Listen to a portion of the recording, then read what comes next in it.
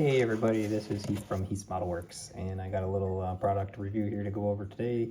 These are my new Steely wheels, Mopar Steelies that I came out with. These will be up on my site today.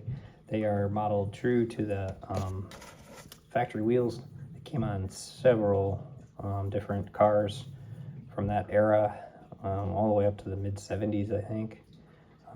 They are modeled true to the rims that came on them. They have all the features: the inner axle, the three little mounting bosses around the inner part that would mount the hubcap, the actual cutout in the wheel here. The four little slots are modeled just like the real ones. They're not flat or fully circular. There's actually a little lobe in them that I tried to capture on these two with all the radiuses and the rim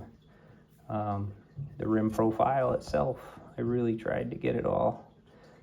Really happy with how they came out. Anyway, I'm here to, I guess, discuss how they actually mount up to the kit's parts. So these are made to work with the AMT kits and MPC kits, wheel backs in the inner stub that comes with them. 68 AMT Roadrunner, 69 AMT GTX, 1970 MPC Super B.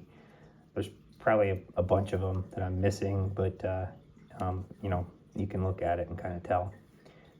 The wheel itself, I actually added a skirt to it so that it has more engagement into the rim than the ones that come on the model kit, and that's for good reason. The wheels that come on the kits, if you've ever put one together, they're wicked wobbly, and that's because there's just a ton of clearance between this little stub and the rim itself. There's both clearance in and out axially, as well as you can see, like, there's just tons of clearance. There's nowhere where it fits tight. There's clearance in there.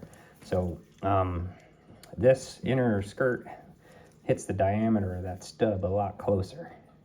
Still a little bit of a gap there, but it's much tighter, and it's piloting on that outside. And there's actually a little chamfer I had to mount, or I had to model on that skirt to make the skirt rigid, and that necessitates a tiny little bit of a modification, I'll call it, to this part, where you gotta just chamfer that edge slightly. So that's all there is to it. You can mount that up onto your cordless drill and hold a piece of sandpaper on that edge.